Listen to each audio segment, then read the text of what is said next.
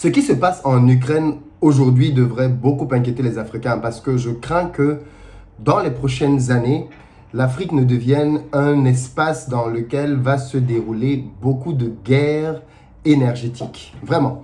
Et je vais en parler avec vous pour qu'on prenne le temps d'analyser et peut-être que pour une fois, on anticipe des solutions sur notre continent parce que malheureusement, on est des champions pour être à réaction. On n'anticipe pas beaucoup.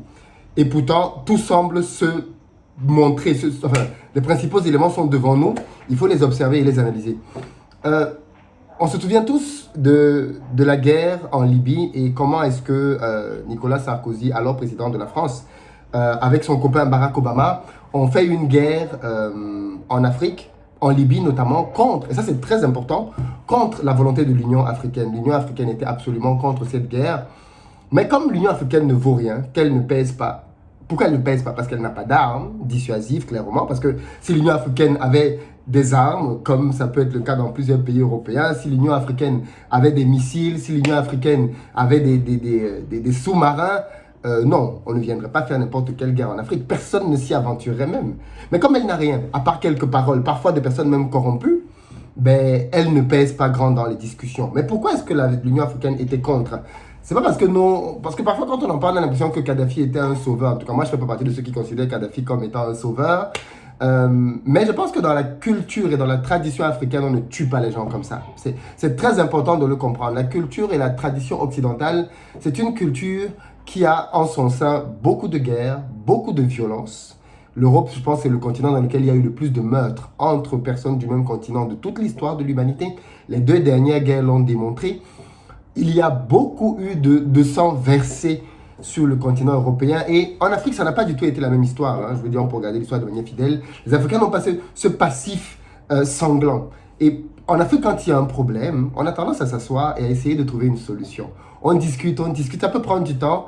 Mais au final, c'est comme ça qu'on procède. On n'est pas trop dans les histoires de tuer les gens. C'est pas trop dans la culture. Donc, pour les Africains, même si on n'était pas d'accord avec Kadhafi, il n'était pas question de dire qu'il fallait le tuer. Pas du tout. Donc, l'Union africaine a marqué sa désapprobation. Mais comme elle ne pèse pas, qu'elle ne vaut rien, ben, finalement, on s'est quand même trouvé avec un petit jeu de passe-passe aux Nations Unies qui a validé le fait qu'on vienne et que l'on bombarde Kadhafi. Et ce qui a entraîné derrière... bien évidemment, ça il faut aussi le dire. On parle beaucoup de la déstabilisation du Sahel, mais surtout une mainmise sur le pétrole libyen. La Libye est l'un des plus gros producteurs de pétrole au monde, donc d'hydrocarbures de manière générale au monde. Et donc, avoir ça, bien évidemment, a fait que, finalement, l'attaque de Kadhafi est devenue une guerre de l'énergie, qui profite bien évidemment aux grandes multinationales occidentales dans le domaine du pétrole. Mais je crains que ce type de scénario ne se reproduise avec acuité dans les prochaines années. Pourquoi?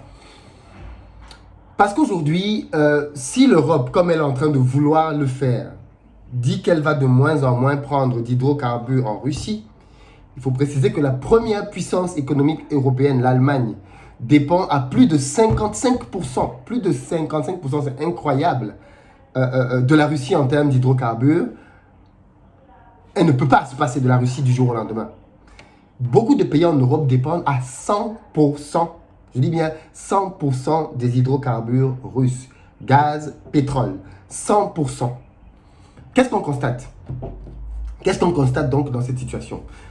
On constate qu'aujourd'hui, les Européens sont en train de vouloir punir la Russie et cette punition passe par le fait de se retirer et de prendre sur le long terme de moins en moins d'hydrocarbures en Russie. Mais qu'est-ce qui va donc rester comme possibilité? Parce que ça aussi, il faut le dire, l'Europe de l'Ouest n'a pas d'hydrocarbures dans son sol.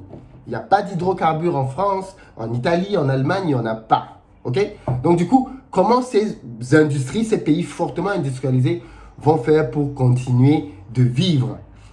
Eh bien, il y a la possibilité des hydrocarbures alternatifs, celles qu'on appelle des hydrocarbures écologiques, même si en réalité, techniquement, on a beaucoup de mal à croire que ces hydrocarbures alternatifs peuvent vraiment remplacer celles que l'on utilise actuellement. On a beaucoup de mal à croire que l'éolienne ou le solaire peuvent remplacer le charbon ou même le nucléaire. Bref, c'est difficilement envisageable, à part dans quelques théories que l'on entend à gauche et à droite. Ça ne s'est jamais fait nulle part en tout cas.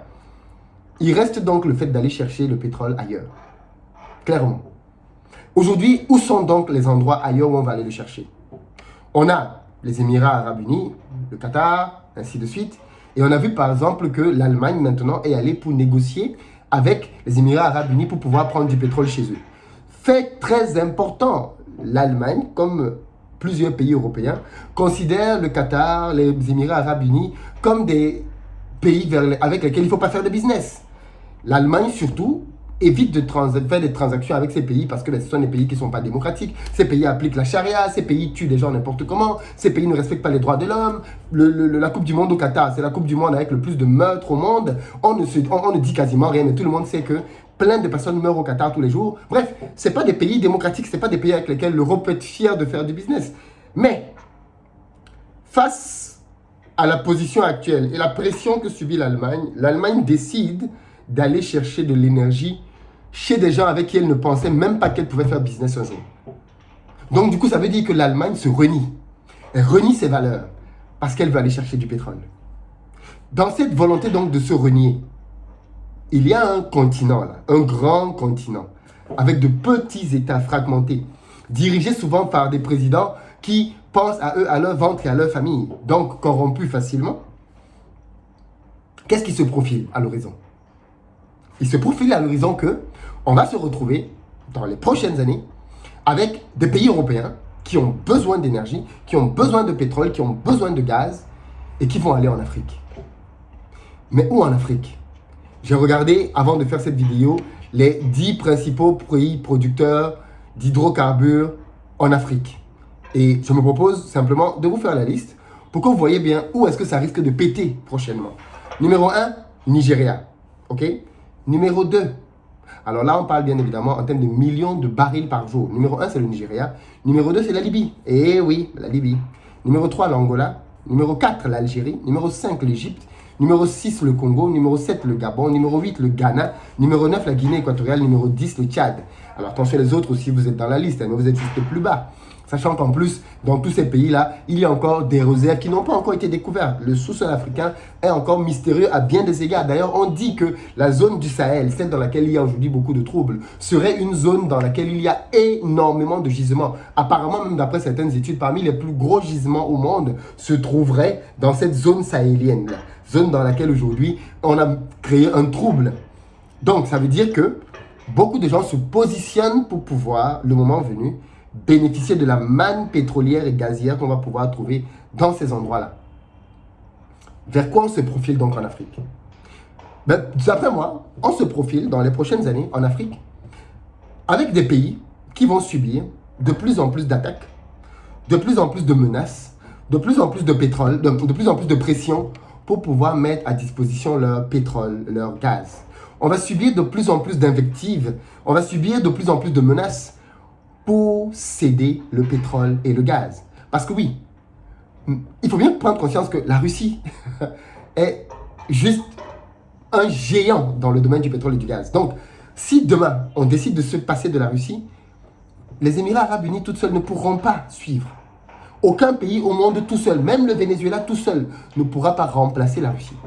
On aura besoin d'aller chercher du pétrole donc partout. Et donc chacun va commencer à se dire où est-ce que je peux aller chercher du pétrole moins cher. Parce que le prix du pétrole, si on se prive de la Russie, vont excessivement augmenter.